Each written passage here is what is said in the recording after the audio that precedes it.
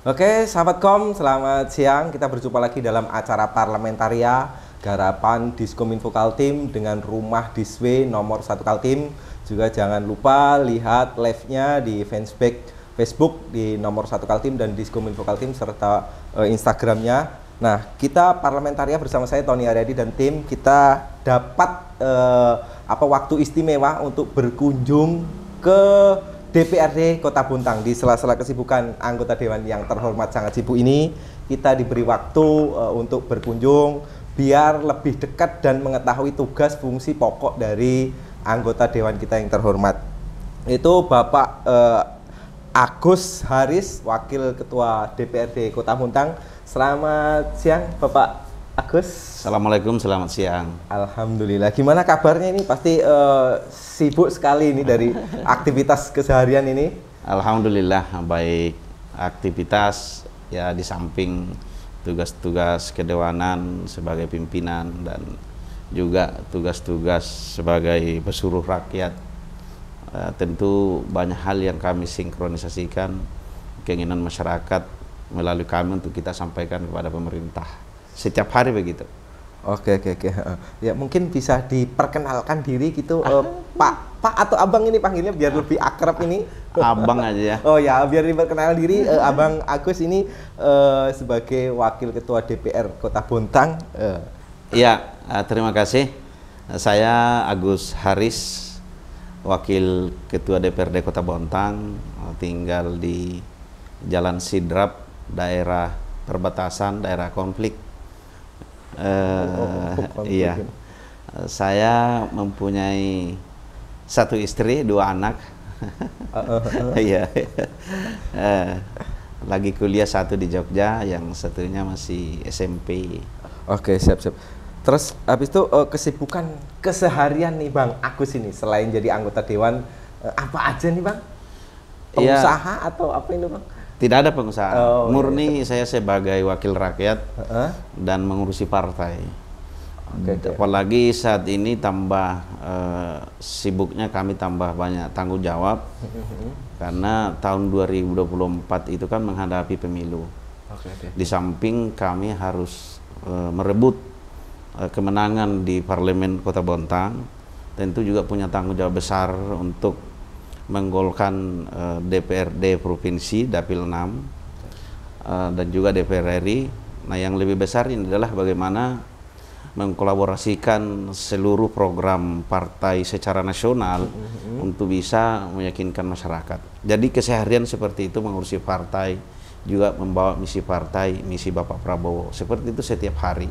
Jadi setiap hari kunjungan ke beberapa tokoh-tokoh masyarakat, terlebih pada infrastruktur partai yang memang sudah sampai di tingkat ranting kelurahan seperti itu. Oh gitu, oke. Ya berarti emang sibuk banget ya selain sebagai anggota dewan.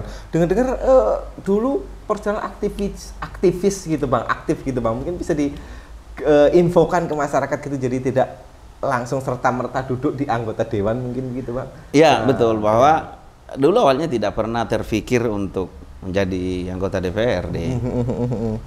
Karena kami aktif saja di kepemudaan. Saya aktif di Pemuda Pancamarga. Saat ini sudah 2-3 periode jadi Ketua Pemuda Pancamarga Kota Bontang.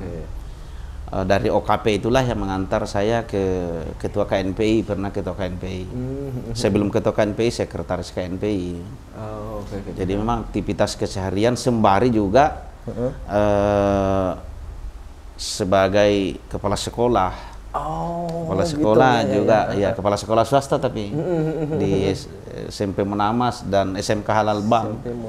Jadi dua saya kepala sekolah, kepala SMP Munamas juga kepala SMK Halal Bang. Sekolah terpadu itu berarti Bang ya? Enggak, beda tempat. Oh, beda tempat. Iya, beda tempat. Jadi dulu itu sebelum anggota DPRD aktivitas setiap hari ya bicara tentang kepemudaan, lebih efektif, bagaimana pemuda juga bisa bersejajar dengan tokoh-tokoh nasional, dan juga bagaimana kepemudaan waktu itu bisa kita bersinergi dengan seluruh program pemerintah untuk membangun Kota Bontang secara umum Kalimantan Timur. Juga ya aktif di dunia pendidikan, mendidik anak-anak. Di samping sebagai kepala sekolah juga kita ada namanya waktu itu aktif di organisasi profesi Persatuan Guru Swasta. Saya juga sebagai sekretaris di situ. Jadi, nah itulah keseharian memang sudah berinteraksi secara sosial baik itu masyarakat, kepemudaan dan dunia pendidikan. Seperti itu sebelum menjadi anggota DPRD. Itu berarti sebelum tahun 2019 berarti itu Bang ya sudah. Ya. Nah, terus gimana ngatur waktu Bang di dua ke sekolah sebagai kepala sekolah gitu, atau di sini separuh hari, di sana separuh hari, atau gimana itu Bang? Betul. Jadi pagi di SMP, ya, agak siang di SMK Halal. Jadi setiap hari begitu sembari.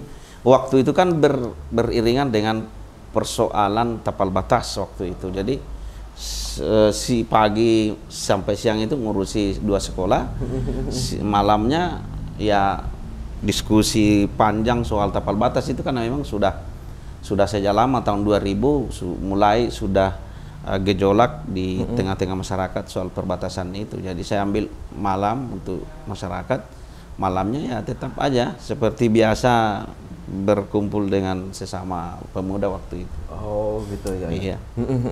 Nah iya berarti sibuk banget ini. Siang itu sudah dibagi 2 waktu ya kan, malam untuk aktivis sebagai di KNPI waktu itu Bang, ya sambil di KNPI. Nah terus habis itu Bang enggak ada aktivitas lain misalnya pengusaha atau apa begitu Bang? Tidak ada saya latar belakang pengusaha, murni saya ya sosial masyarakat saja, kepemudaan dan guru. Kebetulan istri juga guru juga. Oh, gitu. Dari latar pendidikan Bang berarti Bang ya dulu ya. Dari misalnya dari keluarga sebelum jadi anggota dewan ini ada enggak Bang sebagai misalkan orang dewan juga kah atau apa? Enggak ada, tidak ada. Enggak ada. Orang tua saya dua-duanya petani. Ya kalau dulu-dulu kan kalau di kampung Sulawesi Barat itu kan rata-rata ya veteran. Pejuang. Makanya saya ketua pemuda Pancamarga karena ya itu dari kakek-kakek, nenek, dua belah pihak, dua-duanya veteran. Dari berarti jiwa pejuangnya mengalir ke untuk berjuang, sekarang memperjuangkan dari aspirasi masyarakat ini kan. Nah terus kisah perjalanan politik Abang nih Bang, bisa sampai duduk di anggota dewan, kan biasa orang itu kan enggak langsung serta-merta duduk di kursinya. Betul. Tadi saya sampaikan bahwa awal itu beraktivitas, berinteraksi dengan pemuda, profesi, dunia pendidikan, tidak pernah sedikit pun awal itu terlintas mau jadi anggota DPRD. Nah, ada 3 hal, ada beberapa hal yang mendorong berpikir jadi anggota DPRD ya, wakil rakyat. Pertama di organisasi profesi waktu itu, berapa kali kami ajukan perda inisiatif tentang payung hukum pemberian insentif kepada guru-guru swasta. Jadi waktu itu kami rapat-rapat kerja dengan seluruh sekolah swasta itu, belum ada payung hukumnya waktu itu. Jadi 3 periode DPRD itu tidak bisa membuat perda pemberian insentif kepada guru swasta. Ada insentifnya tapi belum ada payung hukumnya. Masih wali kota saya waktu itu Pak Andi Sopyan Nasdam, hanya berupa SK, tapi belum berupa bentuk peraturan daerah. Itu yang pertama. Yang kedua, soal tapal batas itu, tapal batas yang ada di Sidrap itu. Yang ketiga ya tentang bagaimana keterlibatan pemuda sebenarnya waktu itu bisa berkolaborasi dengan pemerintah, bisa membangun usaha-usaha kepemudaan. Nah, 3 hal pokok itulah yang mendorong akhirnya masuk di wilayah politik, karena dari teman-teman guru dan kepala-kepala sekolah swasta khususnya itu mencari kader-kader sekolah swasta supaya bisa memperjuangkan payung hukumnya itu. Kedua, soal bisa menyelesaikan tapal batas itu. Singkat cerita, teman-teman dorong di tahun 2009 itu, awal masuknya Partai Gerindra itu ke daerah, saya masuk di Partai Gerindra untuk menyalurkan mewakili, bisa menjadi jembatan kami untuk memperjuangkan beberapa hal tadi.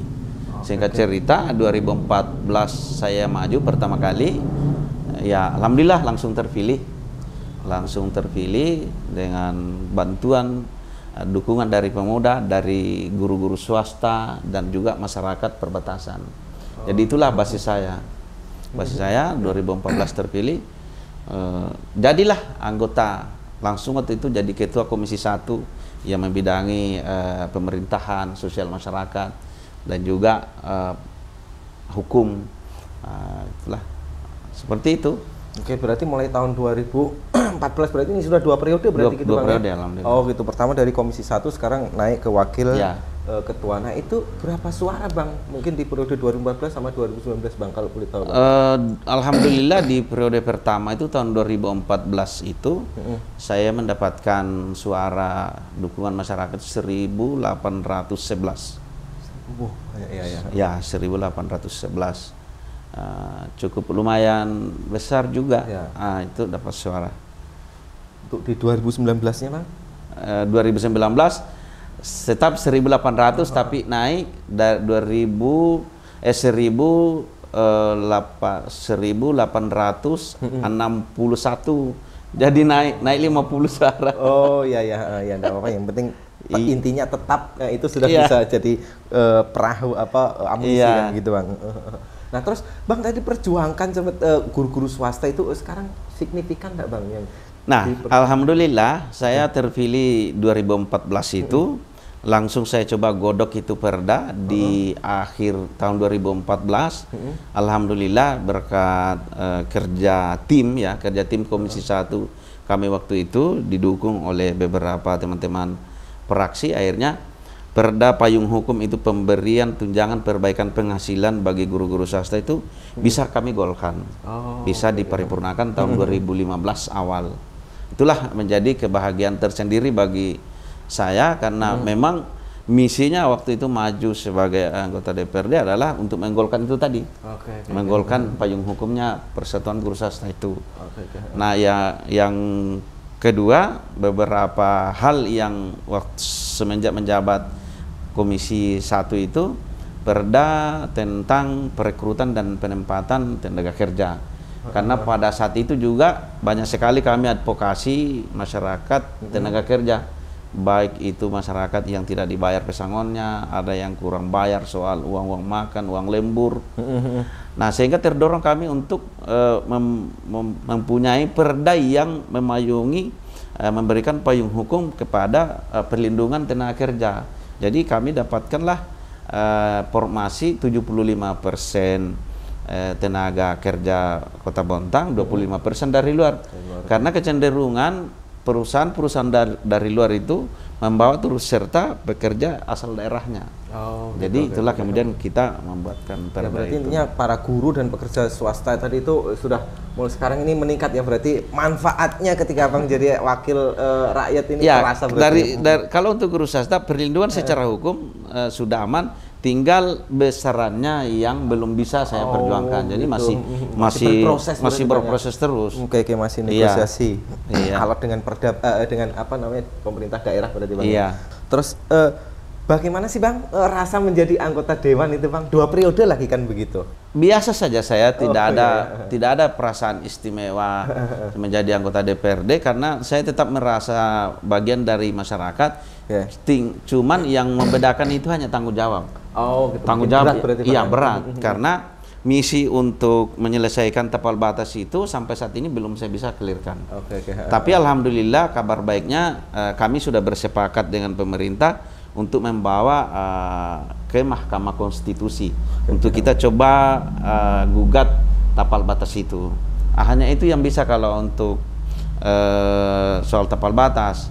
Nah, hal-hal lain karena begitu banyak keinginan, harapan masyarakat yang dititipkan kepada kami, termasuk tadi soal tenaga kerja, bagaimana masyarakat Kota Bontang itu lebih bisa maksimal, bisa diterima di perusahaan-perusahaan, dan juga persoalan-persoalan sosial masyarakat juga ada yang bisa kami wujudkan, kita sampaikan pemerintah, akhirnya bisa terlaksana, ada juga yang tidak bisa. Tidak bisa. Nah, sehingga Itu saja membedakan, hanya tanggung jawab yang lebih besar. Oke, berarti tanggung jawab tugasnya makin besar, amanahnya makin besar. Ya, saat ini memang hangat pembicaraan kita dengan Bang Agus ini, makin hangat. Jadi tetap stay tune di Parlementaria.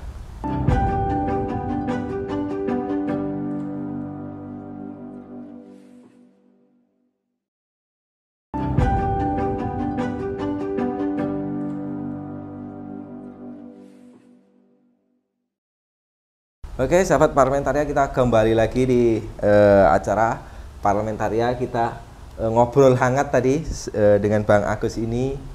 Kita coba kembali lagi. Bang, tadi Bang Agus ini sempat nyinggung-nyinggung tentang tapal batas terus Bang. Mungkin bisa diinformasikan gitu Bang, memperjuangkan tapal batas di Kampung Sidrap masuk Bontang. Nah, itu kenapa itu Bang? Ya, memang kalau kita bicara soal pelayanan yang prima kepada masyarakat, tentu Sidrap itu tidak bisa dijauhkan pelayanan dari Kota Bontang. Itu persoalan yang mendasar. Kenapa? Karena Sidrap itu kan satu jengkal saja dengan pemerintahan Kota Bontang. Bahkan jalanannya itu sudah masuk betul-betul melewati Kampung Sidrap. Nah, kalau masuk di Kutai Timur, berarti kan kita menjauhkan pelayanan kepada masyarakat. Itu sebenarnya yang menjadi kenapa tiba-tiba masyarakat di sana ingin tetap di Bontang. Karena memang identitas yang dimiliki teman-teman di sana itu kan KTP-nya 99,9% beridentitas Kota Bontang. Iya, jadi kemudian kalau dilihat payung hukumnya juga ada sisi lemah menurut masyarakat. Sisi lemahnya karena kan bahasanya begini, Bontang berbatasan dengan Kutai Timur itu sebelah utara. Tapi di pasal 10 itu setelah dituangkan diterjemahkan ke dalam Peraturan Menteri Dalam Negeri nomor 25 tahun 2005, tidak konsisten bahasa ke utara itu karena titik koordinat 1 sampai 14 itu di patok 8 itu diarahkan ke timur, ke patok 9. Patok 9 itu baru menuju ke utara. Nah, ini andaikan itu lurus saja dari patok 1 sampai 14, Sidrap tetap masuk Bontang. Nah, iya. Dan memang sebelumnya tahun 2000 itu Sidrap itu masuk di wilayah pemerintahan Kelurahan Guntung. Nanti tahun 2005 setelah dikeluarkan peraturan itu baru dikeluarkan. Nah, itulah kemudian masyarakat juga tidak tahu waktu itu kalau dia tidak masuk lagi di Bontang. Nah, itu kaget tahun 2005 itu sudah tidak dilayani secara maksimal, baru ketahuan. Nah, setelah gejolak ketahuan itu masyarakat bingung mau bagaimana ini. Akhirnya singkat cerita kita rapat dengan seluruh tokoh masyarakat, para ketua-ketua RT, bahwa kita harus bertahan tetap di Bontang. Nah, itu intinya karena untuk melihat bahwa pelayanan bisa maksimal dari pemerintah Kota Bontang. Di samping itu seluruh aktivitas masyarakat yang ada di sana banyakan di Bontang, memang di Loktuan, di Guntung, orang bekerja juga kebanyakan di Pupuk Kaltim. Nah, itulah kemudian masyarakat bertahan. Hanya diberikanlah tugas berat itu kepada saya bersama dengan tim Forum 7 RT, saya sebagai ketua waktu itu untuk tetap mempertahankan Sidrap masuk di Bontang. Upaya sudah kita lakukan persuasif ke pemerintah Kutai Timur, ke DPRD-nya, bahkan sampai ke Kementerian Dalam Negeri, ke provinsi, bahkan menghadap ke Pak Isran Nur sebagai gubernur.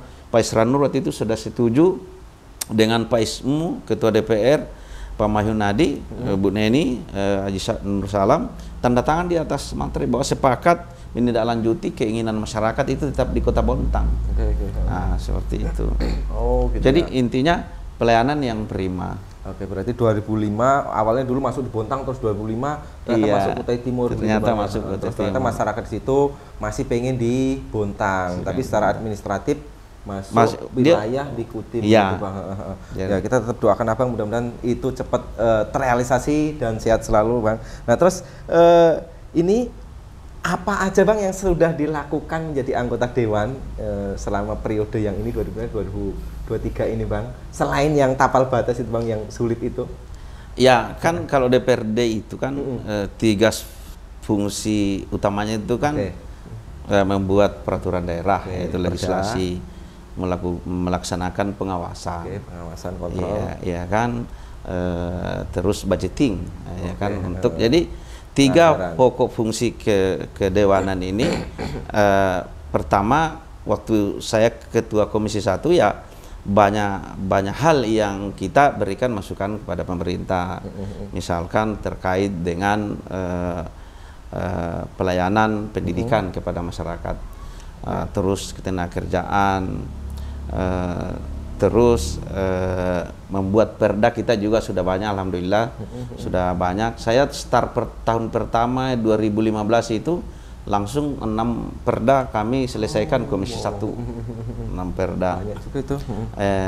Terus setelah itu ya tentu ya lebih banyak juga mengadvokasi masyarakat, mengarahkan seluruh kepentingan masyarakat yang disampaikan ke kita, baik itu persoalan tapal antar batas tanah dengan yang lain, misalnya seperti ada kelompok tani ke perusahaan, kita advokasi juga.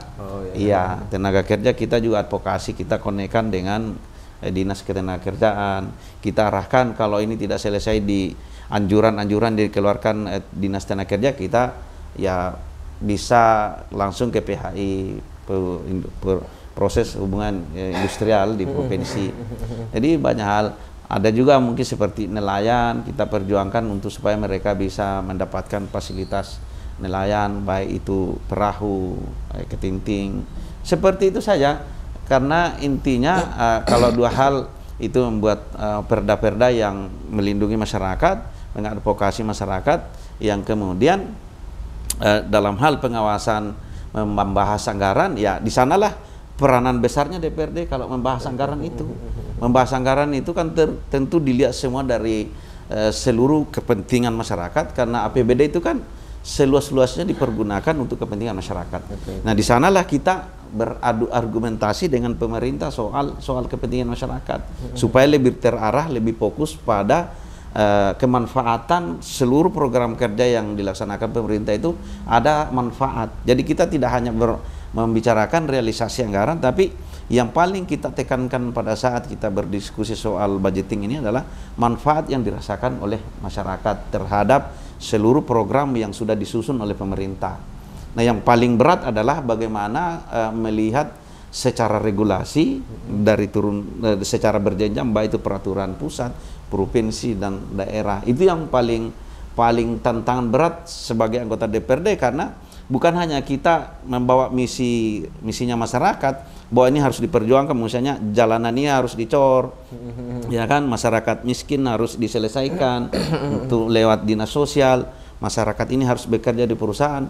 Tapi yang lebih penting adalah bagaimana mengkolaborasikan seluruh aturan itu, sehingga kemudian hari pada saat laporan pertanggungjawaban pemerintah ke provinsi, kita tidak salah di dalam menempatkan aturan itu, yang paling berat. Oke. Ya, berarti tugasnya emang berat dan panjang beliau ini, dari kesejahteraan guru swasta, ya kan, karyawan, petani, nelayan. Ternyata beliau ini banyak menyasar di kalangan bawah, berarti gitu Bang ya. Iya. Siap. Nah, terus ini Bang, kendala atau hal unik apa aja sih Bang yang dilalui Bang dalam menjalani tugas sebagai kedewanan atau sebagai partai? Ya, hal unik atau kendala kan begini. Di parlemen itu, di DPRD itu kan ada beberapa fraksi. Kendalanya kadang-kadang kita sesama anggota fraksi itu kan tidak satu paham soal beberapa segmen, tapi misi kita kan sama, yaitu kesejahteraan masyarakat, melayani masyarakat dengan baik. Karena tujuan utamanya kita menjadi pesuruh rakyat itu kan bagaimana memberikan pelayanan terbaik, bagaimana memberikan peranan seluas-luasnya, mengajak masyarakat. Jadi masyarakat itu kita sudah tidak anggap lagi bahwa dia sasaran objek, tapi dia juga, masyarakat sudah kita anggap bahwa subjek juga, sehingga terpadu untuk maksimalnya APBD itu kita susun untuk kesejahteraan. Karena itu yang paling berat kita sampai saat ini. Belum bisa kita memaksimalkan peranan masing-masing DPRD dan juga peranan pemerintah untuk lebih memaksimalkan pelayanan yang baik untuk tujuan kesejahteraan dan manfaat. Itu yang masih sampai saat ini. Kalau uniknya, ya uniknya kadang-kadang kita berdebat sesama anggota DPRD itu saja. Karena namanya tadi beda-beda visi kan, beda pendapat. Beda visi partai, beda misi untuk individu dan juga masing-masing memperjuangkan masyarakat yang dipilih. Ada yang di sini minta kapal, ada yang di sini minta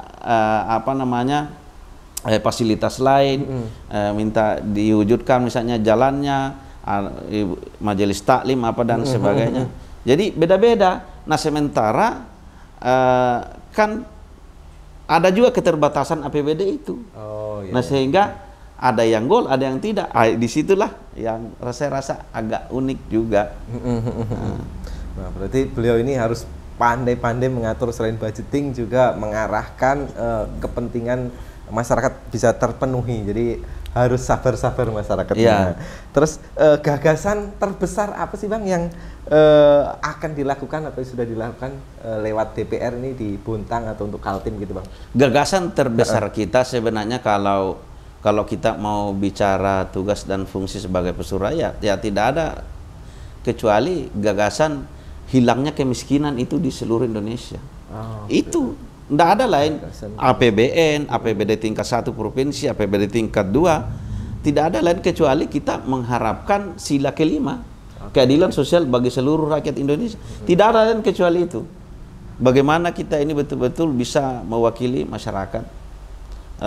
Kita bawa misinya rakyat itu di dalam parlemen. Itu gagasan besarnya. Nggak ada lain kecuali membawa harapan rakyat itu mereka bisa mandiri. Yang belum mandiri bisa mandiri. Yang belum sejahtera bisa sejahtera. Ya kalau bisa ya masyarakat miskin sudah tidak ada. Ya itu gagasan besarnya. Nggak ada lain kecuali itu. Berarti niatnya sangat mulia banget ini Bang Agus ini. Terus dari sebagai anggota dewan ini Bang, untuk meningkatkan kesejahteraan, ini IKN ini hadirnya IKN katanya kan juga akan meningkatkan perekonomian di Kaltim. Mungkin pandangan sebagai anggota dewan tentang IKN ini bagaimana Bang? IKN ini tentu menjadi harapan besar ya Kalimantan Timur secara umum. Dan tentu kita berterima kasih kepada pencetus-pencetus yang mempunyai pemikiran besar. Orang Kalimantan Timur terlebih pada pemerintah pusat menempatkan IKN itu ada di Kalimantan Timur. Nah tentu ini memberikan angin segar tersendiri bagi rakyat Kalimantan Timur karena ini nanti akan terjadi distribusi ilmu pengetahuan yang tinggi karena kan orang-orang pusat nanti ke sini. Setelah dia di sini beraktivitas nanti berkolaborasi dengan masyarakat. Ini transfer ilmu pasti ada. Kalau saya tangkapnya di situ. Transfer ilmu pasti ada ke Kaltim. Bukan berarti orang Kaltim tidak cerdas, tapi ini akan lebih cerdas kalau itu sudah bersatu padu orang pusat datang di Kalimantan Timur. Ini kan tentu segala informasi itu akan lebih banyak didapatkan oleh masyarakat Kalimantan Timur. Belum lagi nanti juga pembangunan infrastruktur itu di sekitaran, bahkan nanti ada penghubung dari kabupaten ke kota. Nah ini akan menghidupkan perjalanan ekonomi kan, karena aku sambung menyambung. Kabupaten kota di Kalimantan Timur ini tentu memiliki peranan besar, membantu secara besar. Baik mungkin dari Sulawesi itu bisa juga kirim sayur-sayuran ke sini, lebih dekat ya kan, juga ternak-ternak ya kambing apa dan sebagainya. Ini artinya peluang bisnis juga sangat terbuka di sini, sangat terbuka, apalagi dengan UMKM itu sangat pasti. Karena pasti orang-orang itu kalau jenuh malam-malam ya pasti dia cari-cari ya di pinggir-pinggir jalan. Intinya kita sambut dengan sukacita IKN di Kalimantan Timur itu. Nah kita masyarakat Kalimantan Timur ini ayo kita bahu-membahu, kita dukung rencana besarnya pemerintah pusat ini supaya itu secepatnya bisa kita wujudkan megah berdiri sejajar dengan kota-kota dunia kan. Ya ternyata visi misi dan tugas beliau ini banyak ya kan, terus melihat mengutamakan masyarakat kalangan bawah. Nah, terus ini masuk ke kepartaian nih Bang. Mungkin ada pesan bagi kader atau simpatisan dari Gerindra sendiri Bang, kan Abang dari Gerindra nih Bang. Ya, ya kalau bicara tentang tugas-tugas ke partai ini tidak ada kata lain selain saya tetap menghimbau kepada seluruh kader Partai Gerindra itu selalu bersama rakyat. Karena dari kita ketika bersama rakyat maka kita akan tahu seluruh persoalan yang dihadapi oleh masyarakat, semua kader. Nah sehingga dengan demikian setelah tahu persoalan masyarakat itu kita akan pengurus kader itu akan menyampaikan ke partai akan membawa misi itu ke dalam parlemen untuk dibicarakan bersama dengan pemerintah. Tidak ada kecuali itu, tetap bersama rakyat karena rakyat itulah yang mempunyai kedaulatan. Kalau dia tidak pilih kita tidak jadi anggota DPRD, maka ya jiwa kita harus bersama dengan rakyat untuk berjuang segala kepentingan hajat hidupnya masyarakat. Banyak tugas itu. Terus dengar-dengar ini katanya di 2024 ini Bang, boleh dibocorin nih Bang, katanya mau maju di Pilwali nih Bang. Ya, insya Allah sebagai ketua partai kan tujuan berpartai itu kan ingin mengendalikan kebijakan. Dan sebagai ketua partai pasti adalah niatan untuk bisa mengendalikan roda pemerintahan. Tapi insya Allah tetap niatan itu ada. Tapi kita juga melihat kondisi realnya pesta demokrasi pemilu tahun 2014 itu. Mudah-mudahan Partai Gerindra masih dipercaya masyarakat, kader-kadernya masih dipilih sehingga kemudian perolehan kursi bisa maksimal. Nah, kalau maksimal perolehan kursi itu, insya Allah Partai Gerindra akan ambil bagian di dalam pesta demokrasi pemilihan kepala daerah itu. Targetnya berapa suara atau berapa kursi gitu Bang? Ya realistisnya 5 kursi, 2 utara, 2 selatan, 1 barat. Jadi bisa langsung mengusung entah siapapun yang diusung Gerindra ya terserah nanti provinsi, pusat dan rapat-rapat internal partai. Tapi kalau saya ditanya pribadi, ada niat juga untuk maju kepala daerah. Optimis gitu Bang. Optimis ya. Terus terakhir Bang, pertanyaan terakhir Bang, harapan bagi Kaltim dan masyarakat Bontang. Ya harapan Kaltim, saya pikir kita berkolaborasi pemerintah, masyarakat, kita bangun Kalimantan Timur ini ya supaya rakyatnya sejahtera, pembangunan lancar dipimpin seorang gubernur ya. Betul-betul misi di 5 butir 5 Pancasila itu keadilan sosial bagi seluruh rakyat Indonesia ya, kita di situ, intinya di situ. Tapi harus kompak pemerintah dengan rakyat, harus kompak. Tidak kompak sulit kita wujudkan keadilan sosial bagi seluruh rakyat Indonesia. Ya oke, ternyata tugas beliau cukup banyak, panjang, dan kita doakan terus mudah-mudahan beliau tetap sehat ya kan, tugas-tugasnya lancar sebagai anggota dewan, dan ke depan juga diberi kemudahan dalam menjalankan tugas partai ataupun kedewanan. Tetap stay tune di acara Parlamentaria. Terima kasih sudah melihat kita. Jangan lupa lihat live di fanspage Instagram dan Facebooknya di Diskominfo Kaltim dan nomor 1 Kaltim. Oke, terima kasih Bang Agus. Terima kasih banyak, sama-sama. Assalamualaikum warahmatullahi wabarakatuh.